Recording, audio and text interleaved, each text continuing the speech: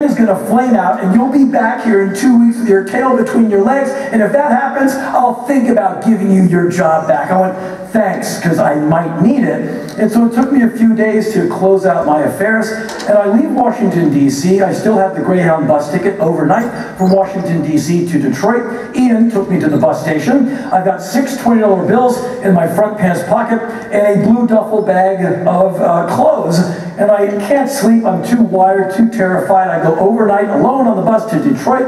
I get out of the bus station, I have the itinerary, I take a taxi to a place, I think it's called Clutch Cargo's, I think it's a parking lot now. It's a famous venue, but it's gone. And so, it's a small place, a little rock and roll club. I have beaten Black Flag there. They're coming in from some city, and I'm alone. I walk in to this venue, and there's a woman behind the bar to get those afternoon drunks. And so I walk in, and the woman is Midwest friendly. Like, hey, may I help you? I said, yes, ma'am. I was born and raised polite, and I have never said this as a declarative sentence to anyone yet. I said, I'm the singer of Black Flag, like not even believing it myself. And I expect her to go, get out of here. And she said, oh, that's great. Would you like something to drink? I said, I'll have a Coke, please. And I'll never forget this. I sat at the bar, and she gave me a bar Coke, which maybe you've had in your life, which is half still water, half syrup, and one lonely ice cube, and that weird stirrer straw thing that you try to draw liquid through, and like your eyes go back into their sockets. And so there I am, like stirring this very bad tasting Coca-Cola, and I'll never forget this. The first thing I thought to myself was, free drinks. Oh yeah, I'm a rock star. I got like 7 cents worth of syrup, water, ice in a plastic cup for free. Keith Richards, move over. And so, finally, a few hours later, Black Flag pulls up in the wounded classic Black Flag van, white and covered in whatever. And so they never washed it. And so the band comes out of the van, and there I am with my duffel bag, and I'm all smile like, hey, I made it! Look, I made it! Your new buddy in the band! And that's when I realized no one in Black Flag smiles. And they're like, do you have any money? I'm like, why, sure. And I pull out the 6 $20 bills out of my pocket. They took my money. They robbed me in the parking lot. So what's in the bag? Why, it's clean clothes. My clean clothes were distributed amongst my new feral bandmates in a matter of seconds. And that is why, if you look at early photos of Black Flag with me in the band, you'll see Greg Ginn and Chuck Dukowski both wearing Haagen-Dazs shirts. Because you've had those jobs where you're there like 60, 70 hours a week, and like even on your days off, you're wearing the shirt from the sandwich place you work at. Those were not gifts. That was theft. I went out there with like 12 of those shirts. I have 1 to my name, and that's it. The rest in the wind. And so I'm now in this band, and I have my straight-edge sensibilities and my soft-handed middle-class upbringing, and I'm hanging out with some of the craziest, most terrifying people I've ever met in my life. The Black Flag universe have some really terrifying people. Like one guy is a known killer. He's dead now, but he killed a guy in Los Angeles, and the cops can't figure out who killed this guy. Every punk rocker in Los Angeles knows who killed that guy. And the guy actually wrote me. He said, I want to do a biography of my life. I have cancer. I go, if you'll tell the truth, I'll publish your book. But you gotta come clean about the murder you committed. And he said, he wrote back and said, I'll think about it. And he died. So we never got the book out of him. But I do have the letters. Anyway, one day I'm at SST, the record company, and we're all living on the floor, bugs in our hair. We're eating now and then. And a woman comes into SST, and she's a friend of the band. I've never met her. She's an intense-looking woman with a mini skirt on and fishnet stockings. I'm like, okay, you look kind of pretty, but kind of terrifying. And she says to Greg, like, hey, you know, one of you guys, give me the keys to your van. And so someone gives her the keys to the Black Flag van, and she leaves. I have no idea. Like, maybe she's going to go for a ride. I'm just like this Boy Scout quickly imported to Los Angeles, and she comes back in a few hours later with a big bag of food, like cold cuts, orange juice, bread. I'm like, food! And I make a sandwich and I'm eating it. And I said, thanks for the food. Like, where did you get the money? And like, she starts laughing and everyone in the room starts laughing. And I'm the only one not in on what's so funny. I'm like, did you drive to a store to get us some food? And I found out that she used our van to turn tricks in, and for the use of the van, she bought us some food.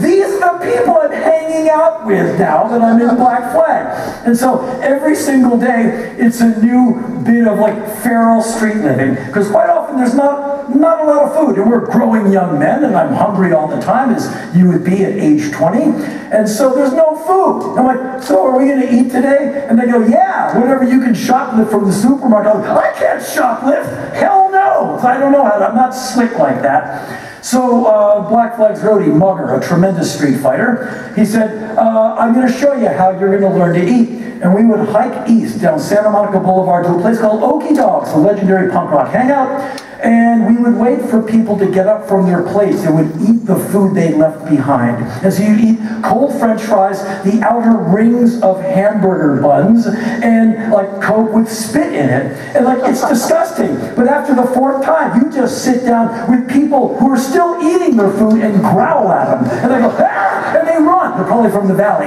And you just sit down, and that's how you get a hot meal. Or some girl, like, are you the singer in Black Flag? I am, and me and my friend haven't eaten for 185 years. Would you feed us? And like, they're the daughters of gynecologists. They are up to here with money.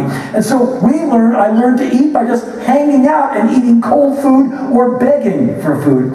And this is when I started meeting people of my age or younger in Los Angeles, California. And so I meet like two guys. I'm like, so how old are you guys? I'm asking the worst questions. Like, we're 16. Like, but it's September. It's Tuesday night. Shouldn't you be doing your homework? And they start laughing at me. I go, what's funny? They go, we're runaways. I go, why did you run away? And then they tell you the story of their lives. And the story of abuse, like these young people are going through, like the uncle who molests them over and over again, or the mom's new boyfriend who's a pedophile who molests them to the point where they leave New Mexico and they come to Los Angeles. So I said, and I'm asking, like, I'm like a narc. So how do you make a living? Because I thought everyone has a job. And they go, well, we do what we need to do. I go, what does that mean? And they go, well, you know, we have sex with men. Like, whoa, like a rent boy? I didn't even have that term at that time. I said, what, like a prostitute? They went, yeah. I said, okay, do you usually have sex with men in your off time? They're like, no, we like girls. I said, but you're servicing men in the front seats of their cars for money? They're like, yeah. I go, how can you do that? They said, you gotta eat. They're like, how old are you? 16. 16 years old. These kids are on the street doing this. This is how they figured out how to make a living. I was not ready to be around young people who seemed to me trying to die. And a lot of the people I was hanging out with in those days are now dead. Suicide, crystal meth, heroin, or just bad luck. That woman who turned the tricks, she had a male prostitute roommate. He was also, his side hustle was dealing drugs.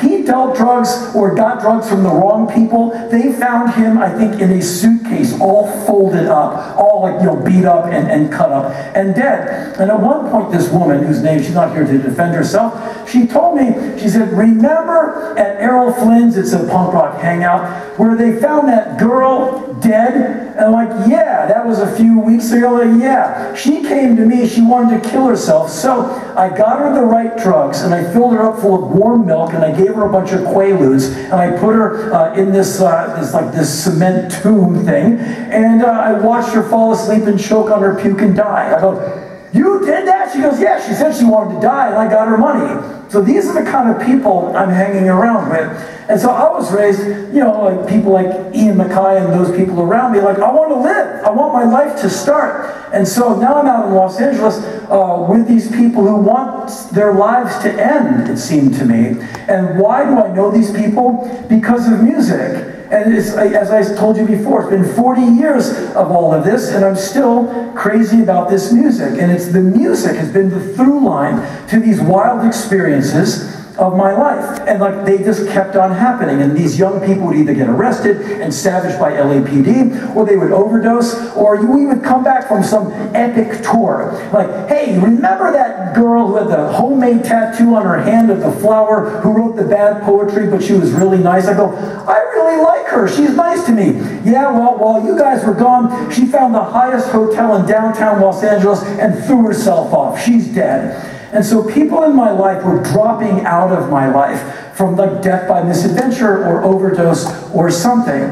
Meanwhile, I'm saying, hey man, don't do drugs, they're bad for you. And so I'm being called a Boy Scout, I'm told to go screw myself, basically. It has always been my theory, and don't be mad at me, do what you like, but that alcohol and tobacco and drugs are nothing but the government of any country keeping the people down, keeping them soft, easy to control, and arrestable. And so that's why I don't want to get high. I want to be ready to fight for my life. I don't want to be arrestable because I don't think what's going to happen to me in an American jail is going to be all that good. And so I don't want the government or the man having any control over me, or having as little control as possible. That's one of the many reasons I don't go anywhere near drugs. I just don't want anyone having an advantage. I'm not alien to having a good time. I just don't think that's how you get there. I think basically people play themselves as suckers thinking it's going to be okay. And so my field evidence shows that it's not going to be okay all the time. And so I'm now 20 years old, I'm in this band, and every single day I'm learning an encyclopedia of street knowledge. I'm meeting street prostitutes, I'm meeting junkies, I'm meeting dealers, I'm meeting guys who carry guns around. And like, these are the people in Black Flag's universe. And so Black Flag goes on tour, and I get the real America in the teeth. I get America 101 in the days of Reagan, right in the teeth. Cops are planting drugs on us, they're trying to arrest us, we have religious groups coming to our shows, Channel 7 News comes to interview the band for their local news channel. Of course, all the band runs away and leaves me. So, Henry, you're in Black Flag, I'm in Black Flag, and so, and we're rolling, 3, 2, 1. Henry, you are the lead vocalist of the satanic Southern California death punk rock band Black Flag. Why do you hate God? And there I am, like I just got in this band, and so we don't hate God, we don't hate anyone. We're like 4 starving vegetarians trying to get by and like make music and do all this. Like, so Henry, you hate America. Why? Like, and that's all. It's like, does your sister know, like, you know, what an idiot you are? Kind of questions. There's no way to answer them straight. And within 2 hours, that's on the local news. And so it was a very heady time, if you will. And so it was music that brought me to all of these crazy moments. And in 1981, late 1981, Black Flag goes from Los Angeles up to San Francisco, one of my fondest memories, to play a place called the Mabuhay Gardens, a legendary rock venue run by a great guy named Dirk Dirksen, who sadly has passed away. On the upper floor, there's another venue called the On Broadway. It's the nicer venue. But Black Flag is lowly, and we're stuck at the MAB, the Fab MAB, and we've played there a bunch of times. You can usually see steam coming out of your mouth, even in the summer. It's just cold and damp in there. And so we've driven up about 8 hours from Los Angeles in our weak van. I'm trying to take a nap on a slat of wood backstage with a trench coat for a blanket. It's uncomfortable, but I gotta get some sleep because we're gonna play 2 sets that night. And I hear a band sound checking at the On Broadway. The sound is coming down, and I'm hearing the bass line and the kick drum, and it sounds like a Misfits song. I'm like, that's funny. Like, Misfits song sounds like some song a band is doing. And then the band plays another song. They're like, that sounds like another Misfits song. It must be a Misfits cover band. And by the 3rd song that sounds like a Misfits song, all I can hear is the bass and the kick drum. I'm like, I'm gonna go see what's going on. And I go to the fire escape, which is a ladder that goes up the back of the venue, and I run up the stairs to the On Broadway, and I open the rear door, which is right behind the stage, right there. I walk around the front of the stage to see what the hell's going on. It's the freaking Misfits. They're sound checking. I've never seen these guys before. They were legendary for playing 1 show a year on Halloween where they play 13 songs. And the only person we ever know who ever saw them was HR of the Bad Brains. Like, and he's crazy. You can't even talk to him. Like, HR, what were the Misfits like? Oh, they're like, cool, thanks. And that's it. And so I walk around the front of the stage and I'm looking at the Misfits and they recognize me. Whoa, Henry Rollins, Black Flag! And I'm like, I can't even speak. I walk up to the front of the stage and Jerry Only, who's like a freaking linebacker, like, hey man, he sticks out like this huge arm. He like shakes my entire body. I'm like, whoa, and I meet Glenn Danzig and Doyle and Arthur Googie on drums. I'm like, damn, you're the Misfits, and you're playing here tonight. Like, we're gonna play a movie, and then we're gonna play after the movie's over. And probably your set will be over and you can come and see us. And so they said, we're sound checking. You want to hear any songs? I'm like, yeah, I can make a request. They go, yeah, what do you want to hear? And I said, can you guys play Bullet? And Jerry like, Bullet! 1, 2, 3! And they go into Bullet. They go, what else do you want to hear? I had a human jukebox that was the Misfits. And they played like 5 songs for me. I was like, I gotta go do sound check. I'll see you guys later. And that was how I started my friendship with the Misfits. And it was one of the most profound events of my life. And again, it was music that got me there. And so as the years went on, I learned more and more being in this band. And at one point, by 1984, we're a very intense feral unit, and we're pissing people off left, right, and center. We pissed off a lot of people in London, summer 1984 at the Marquee, by playing ZZ Top's Eliminator album in full. The audience hated it. We thought that was hilarious. And so, at one point, we're playing somewhere in the great wide open United States of America, and we notice there's a stabbing in the audience. And this happened now and then, sadly. We're in either Las Vegas or in somewhere in New Mexico, and I watch a kid get poked, and here come the cops, and they come backstage, and they're going through all of our possessions looking for drugs. Since the gig is now over, because there's a kid on a gurney going to the hospital, the cops feel they can come in and go through all of our stuff. And they line us all up next to our possessions. And they go, okay, does that belong to you? I'm like, yeah. And they go, I don't have any marijuana. And so our t-shirt salesman guy had traded some t-shirts for some drugs. Instead of selling them so we can get fuel to go to the next show, he has traded like t-shirts for LSD or something. And so the cops find drugs in our dressing room, and they line us up like, you're all going to jail! And we had to talk these cops out of arresting us. It was absolutely terrifying. And then the skinheads really decided they didn't like us because we refused to cut our hair because we're trying to be a pain in the ass. And so there's now more violence at shows. And at one point, I'm in Lincoln, Nebraska, playing at some venue where in the afternoon a punk rock skinhead girl had come up to the van. My boyfriend's a skinhead, and he's waiting for you after the show. He's going to beat you up. This would happen to me 1 to 3 times a week. And most of the time, there's a guy after the show, and I'm loading the gear out. I was like the one road crew guy. So I'm loading out the gear. Hey, did you meet my girlfriend today? Are you the skinhead who's here to beat me up? I am. I need to load out the rest of the gear before I can fight you, because we have a long drive tonight. So let me get the mic stand box out of the venue and into the van, and then you and I can have a fight. The guy's like, okay. I said, do you have any time? Because it's going to take a while. He's like, no, I got all night. I go, good. And so I'll let you know. And he's standing there waiting to have this fight with me as I'm loading the gear out. And the word is getting around like, Henry's going to get beaten up by a skinhead as soon as he loads out the mic stand box. So get ready to see a huge box go into the van, and then Henry will get the crap beat out of him. And I was like, kill, kill, kill, kill, kill.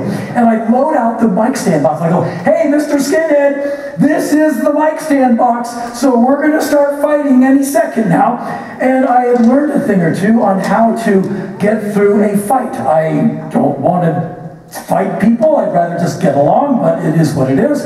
And so I loaded the mic stand box into the van, and I just walked right over to him. I hit him as hard as I could in the face. I didn't go, I'm going to hit you. I just walked over and hit him. People freaked out. The guy's holding his face, blood is coming out of his nose, like, you hit me! Yes! You're the one who proposed the fight. I'm in the service industry. I am here to deliver. I am here to entertain. And people are, you hit it. I'm like, what did you think was going to happen? A group hug? I'm like, these people are horrified. I'm like, that's what you wanted, that's what you got. And I'm not a tough guy, not remotely, but I got really good at this, to the point where at this moment now, I can honestly say, I lost count of how many men I have hit in the face. Like, I don't think I ever got good at it. It's kind of terrifying, but I did it all the time. So at one point, we're in Lincoln, Nebraska, at some venue where we're going to get beaten up by the skinheads, or at least I will. And I'm thinking to myself, like, what am I? Like, what am I doing in this band? Am I a musician? An artist? Like, what is it? And I came to the conclusion that I'm a fighter. And sometimes in the classic pugilistic sense, but also I'm fighting convention, because Greg Ginn is making this unorthodox music. We're fighting the church, who thinks we love Satan. I mean, if we ever found Satan, we would have cooked him and eaten him. We're so hungry. And we're fighting news media. The radio doesn't want us. A fledgling MTV barely accepted us. And so I'm fighting. So I realized my whole life really is confrontation and conflict. How am I going to get through it? And so I came to this conclusion, the way to get through it is to start getting rid of things. And so the first thing I did was I took my tour itinerary. It's a murdered piece of Xerox paper with like 150 shows on it, line after line, Black Flag, never stopped touring. And I folded it like into eight times, and I stuffed it to the bottom of my backpack so I would never see it again. Like, how many shows left on this tour? What does that matter? Why are you counting? Where you'd rather be somewhere else? How many shows have you done this year? Doesn't matter. We're just here to do the damn thing.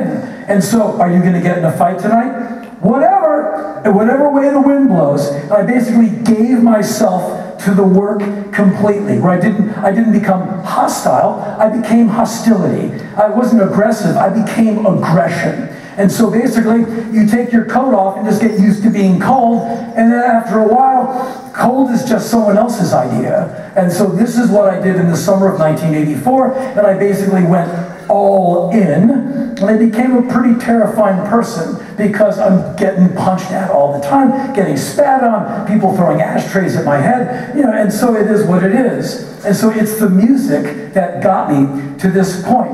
And so it's the music that I've clung to all of these years, because even if the experiences aren't all that good all the time, at least they're like the stuff of life. And so this is why I've wanted to have this discussion with you, because at some point, somehow, this music has been relevant with you, to you, for not a year or two, probably for decades of your life.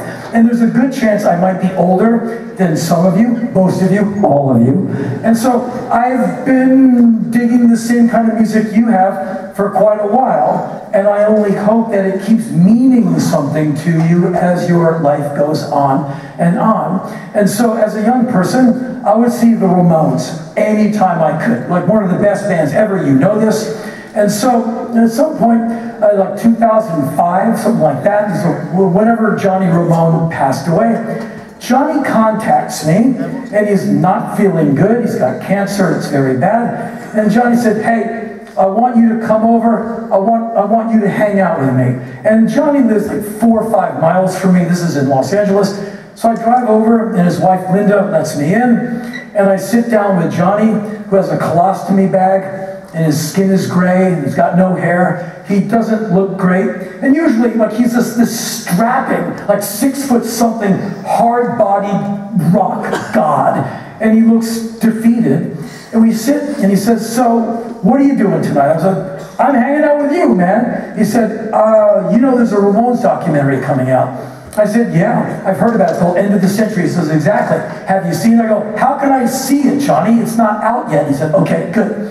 I have to sign off on the final edit of the documentary, basically before I die. So I'm going to watch it tonight for the last time. Do you want to watch it with me? I'm like, yeah. And so we turn off Fox News, what he was watching before, and we fire up this video of the final edit of this great Ramones documentary. And he's sitting on my left side, and I'm watching Johnny, who looks really ravaged, watching himself as a young man, like 19 years of age, playing at CBGB's. It's like, he's just amazing. And I watched this really moving documentary with him, and we get to the end of it. I said, that was really amazing. I said, you know, you guys kind of made rock and roll possible for a lot of people like me. Like, I never watched you guys and thought, I could do that. But I watched you guys and you gave me strength. You made me feel that I could do something with my life. You just made things possible.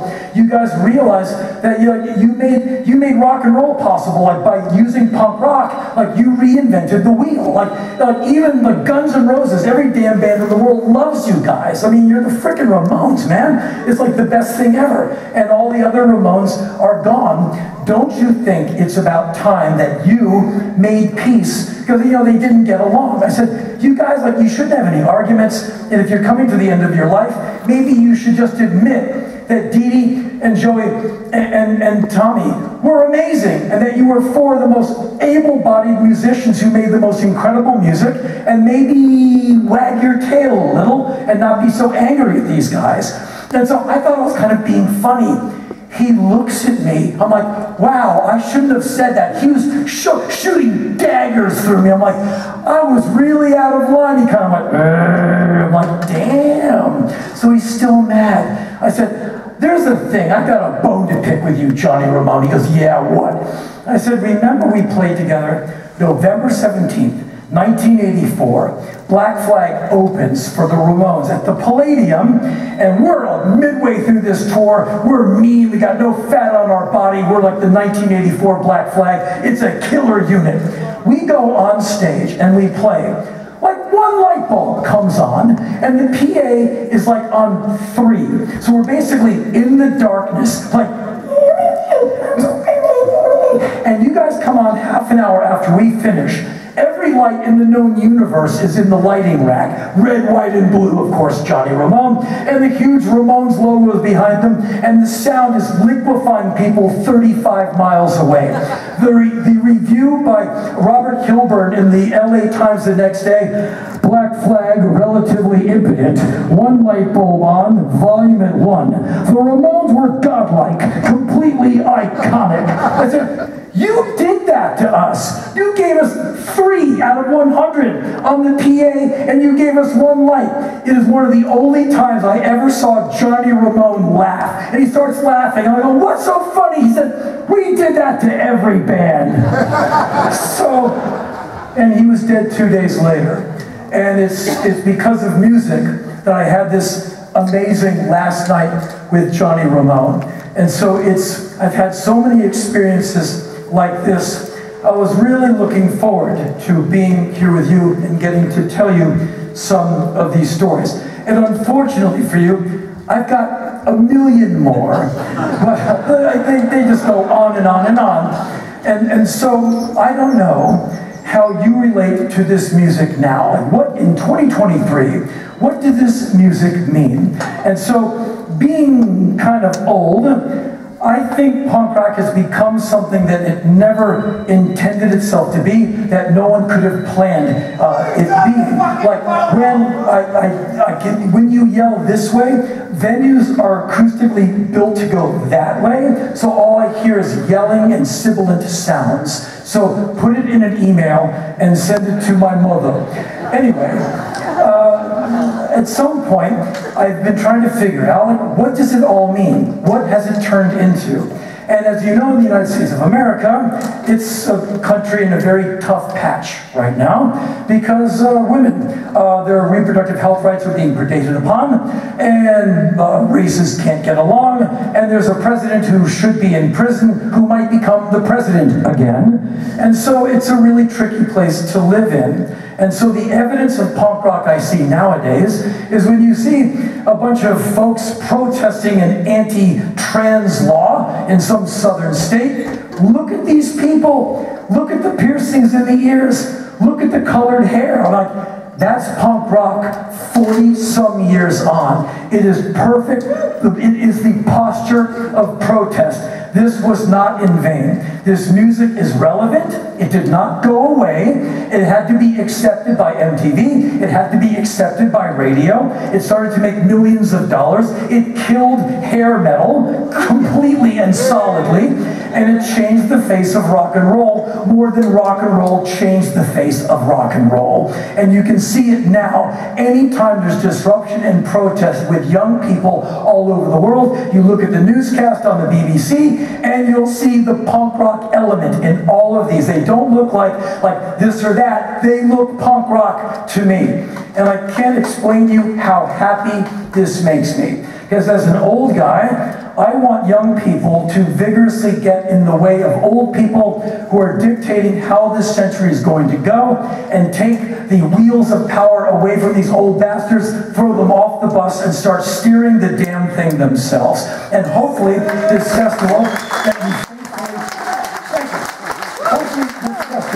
that you faithfully turn up at every single year is more than just a lot of really cool bands and a lot of really cool people getting together. Maybe you can start forming a consensus. That is to say, you are young, and as far as I am concerned, this century belongs to you. It does not belong to Joe Biden, Dick Cheney, George W. Bush, and me. That is to say, 4 old bastards who will be dead by October. And we should be, because we're old, and so I'm very careful to never be in the way of young people. That is why I root for them and advise from the side, but not in the middle of the street. And I've been asked many times, make a band again, make music. Absolutely not. Because, in my opinion, it was a snapshot of my life. And I don't want to repeat history, I want to make history. But every once in a while, an opportunity to piss someone off comes up, and even I cannot resist. A couple of years ago, Heidi, my longtime friend and manager, were working as like when COVID is just about to land on us and take all of our fun away. Heidi gets an email from Cyndi Lauper's manager. Dear Heidi, Cyndi Lauper really likes Henry. What does Henry think of Cyndi Lauper? So Heidi comes stomping into my office. What do you think about Cyndi Lauper? That's really not how she talks, but I like to make fun of her when she's not here. Anyway, I said, I think she's great. I bought her first record. I like her politics. I think she's a cool person. Why are you asking?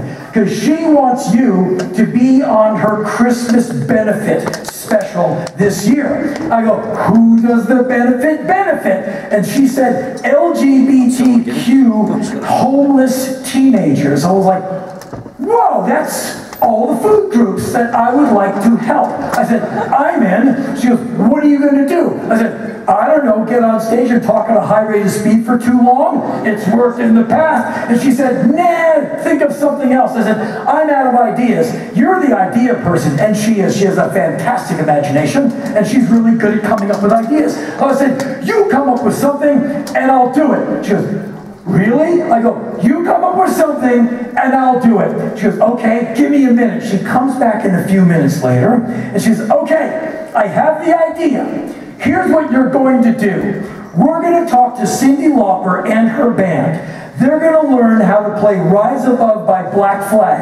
And you're going to go on the stage in front of thousands of people and do a duet of Rise Above with Cyndi Lauper. I was like, the right people will be happy, and the right people will be really, really mad. And so I find Miss Lauper and see what she says. And so Heidi gets back and texts the manager this idea. The manager texts the text to Cyndi Lauper. Cyndi Lauper texts back a 2-word answer. I am loath to curse on stage. I think it brings the whole thing down. It was a 2-word text. The second word was, yeah. So you can guess the first one. Anyway, we are a go. And so about a week later, Cyndi and her band and her stage production comes to Los Angeles, and the band are a bunch of pros, and they've learned the song. And so I'm requested to show up for band practice at 7 p.m. And so Heidi and I go there, and we meet Cyndi Lauper, which was wonderful. Finally, someone someone I am taller than. It doesn't happen very often. So I just say, hey, Ms. Lauper, how are you? And she's like, hey, it's nice to meet you. And she's a doll. She's fantastic. And the band is very excited to play this song, which goes at breakneck speed. It's a fantastic song. And I can say that because I had nothing to do with it. It's a great gig composition. But it's a perfect song. And so the band, they can't wait to put the car in fifth and floor it, because the rest of the night is going to be Girls Just Want to Have Fun, which is a nice song, but it's kind of tepid compared to this thing. And so she's got the lyrics, like, I've been working on the lyrics, I hope I can sing the song. I'm like, you're going to be fantastic. And so they all have this in-ear monitor system stuff, and so they've got a couple of wedge monitors for me, because I'm old school, and they all have, like, you know, the Burger King mics, and it's just a different thing that I'm used to. And so the band goes into the song, but there's hardly any volume because everything is in ear. So there's like drums and a little bit of guitar, and Cyndi Lauper is standing in front of me with the lyrics, and we're like, you know, we're A and B and call and responding the lines. And we do the song 3 times, and it sounds surprisingly good. And she goes, how am I singing the lines? Like, you're singing it great. I mean, she's a stone cold pro. She says, okay, I'll see you in a few days, and we'll do the song again at sound check, and then we'll do it for real. I said, okay, I'll see you soon. And so Heidi runs, I have a bunch of different companies, and Heidi runs them for me, basically. I'm the idea person, she's make sure we don't get sued. She said, okay, every single year we take some of your money and we donate it to a good cause. And this year, how about you donate some money to Cyndi's operation? I said, do that. She goes, how much? I go, like, I don't want to know how much you're going to give her. Just do it. I'll cry later. It's for a good cause. I was like, don't you want to know? I said, Heidi, just do what you want. Like, remember you said that. And so we go to sound check, and Heidi gives this check to Cyndi's manager that's going to go into the coffers to help LGBTQ homeless kids in the United States of America. And so Cyndi sees me, and she walks up with this check in her hand, like crumbling it. She's holding on to it like it's going to fly out of her hand, and she's starting to cry. And she runs up to me, and she just hugs me. And she said, thank you for this. I said, well, it was Heidi's idea. Go hug her. Because I'm kind of uptight. I'm not a huggy person, really. And she was very moved. And so we go out and we do sound check. And we play the song again. And it sounds pretty good, because now we're going through a PA system, and the thing sounds fairly rock and roll. And so a few hours later, it is go time. And so I go out on stage. I'm told to speak for a couple of minutes about what this benefit show is all about, and where the money is going, and who's benefiting, and all that. And I'm able to execute that rather easily. And then I said, ladies and gentlemen, please welcome to the stage my friend and co-conspirator, the wonderful, very lovely Cyndi Lauper. And she comes out, and the band goes into the song. And this is why I think it is important for time and place to take precedent. I'm in fairly good shape. I eat 1 meal a day. I'm hungry right now. I'm freaking starving right now. I go to the gym 6 days a week. I try to keep in shape, just so I can live longer than Dick Cheney. So I can go like, is he dead? Oh, good. And so I am in fairly good shape. I look out for myself. I'm 20 seconds in to singing a song I used to sing when I was 20 years of age. And I realize, I'm going to die. I'm not going to get through this song. I am going to faceplant on the stage in front of thousands of people. Meanwhile, Cyndi Lauper is a trained professional singer. She sings from the diaphragm, so she can sing this song all day long. And so we finally get to the end of this 2.5 minute song, and I am trying not to pass out. I can't get air into my body fast enough. She's there in her mini skirt tutu with her combat boots, looking like $1 million in prizes. I am trying not to die. And so finally we get to the last part of the song, which is this unendurable, we're going to rise above, we're going to rise above, we're going to rise above. And on the of, I thought it would never end. It came out like, I'm dying. Meanwhile, and finally it seemed like like an hour and a half, and there's no air left in my body. The song comes to an end. I stand up and immediately have to start posing out for the audience to make them realize the alpha never gets tired. And so she and I are walking off stage, and she's like just walking like she's not tired because she knows how to sing. I don't. I'm good at yelling. And so we're walking off stage, and I'm like,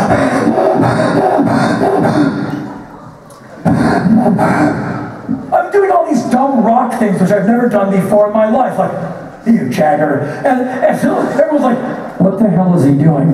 And so we get off stage, and I half faint, half sit in a chair. I find a chair, and I'm like, incommunicado for like 2 minutes. And I'm in fairly good shape. I do a lot of cardio. And one Black Flag song damn near killed me. And this is why when I was done with music, I was done. And I never went back. I just found something else to do. And so, if I'm out of music, and music was my thing, how can I possibly go on? Because of the gift of music that taught me to be resourceful, that taught me to keep on doing things, to never stand still, that punk rock says, be cool, be fair, help people, and never stop doing stuff. Never lose your curiosity, never lose your desire to create new things. And that is the gift of music that keeps coming back to me over and over and over. And so let me tell you one more story, and then I swear I'll leave you alone. You've been getting yelled at by punk rock bands all day, and I'm sure it's been fantastic, but you need a break from me and the rest of them. And so I've been small of fame all my life. I've been in venues this size or smaller since I was a teenager. They suit me just fine. I reckon anyone who shows up, it's a blessing. Many, many years ago, in 1984, I got a great lesson from Chuck Dukowski, kind of one of my alt dads. And we're playing somewhere like in Montana in front of one person, the bartender, and 2 bouncers. And so I'm having an attitude attack, like, this town sucks, no one's here. Like, one guy is there, he showed up, and I'm yelling at him, like, what's up with your city? Like, and he's like looking at me like, what do you want from me? And so we're in the middle of one song, and suddenly I'm flying through the air, and I'm landing on the ground. A truck has just hit me. Chuck Dukowski ran from stage left across the stage, and with his right shoulder slammed into me as hard as he could to knock some sense into me. And it was so terrifying and humiliating to have an older brother in the band knock me to the ground in front of all one person in the audience. And I got up, I was almost in tears, I didn't know what I had done. And like, he pulls me over, he's like, you never pull this crap again. If we have no one in the audience or 1,000 people in the audience, you play as hard as you can every single night.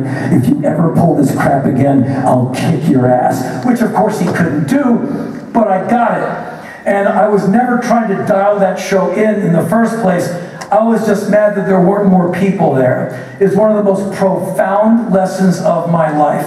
And every single show since then, which has been well over 3,000, I have never tried to do anything but my level best to give everything to an audience, no matter where it is, what time it is, my state of mind, or whatever, because Chuck Dukowski told me a great lesson. And I got that lesson from being in a band. And so it is music that gave me the most profound gifts of my life. And so here's the story. It's funny, but I kind of got it wrong, and I got my up-and-comings in a really funny way. 1990-something, my bandmates and I are living in New York, and we're working on new music. And at one point, I'm told by someone at the practice place, come into the front lounge, there's a phone call for you. And I go running into the lounge, I pick up the phone, it's my manager, a guy named Richard. I have a different manager now, it's Heidi actually. But in those days, it was a guy named Richard, good guy, British guy. Anyway, he said, hey, Sharon Osbourne, wife of Ozzy, just called me. They want you to open for Ozzy Osbourne 2 nights in Florida. And I'm one of those people, please don't be angry, I've been a fan of Ozzy Osbourne since I was about 12 or 13 years of age. I think Black Sabbath is one of the best bands I've ever heard. And I want to do the show. So I go, we'll do it. And I run back to the practice room. And I say, hey fellas, we're gonna play 2 shows with Ozzy Osbourne. And they're about as into that as you are. Not that much at all. And they're like, but we don't want to. And I hate pulling rank on these guys. I said, damn it, like, you're gonna do what I say. And they're like, oh, okay. And so we get a set of music together, and several days later,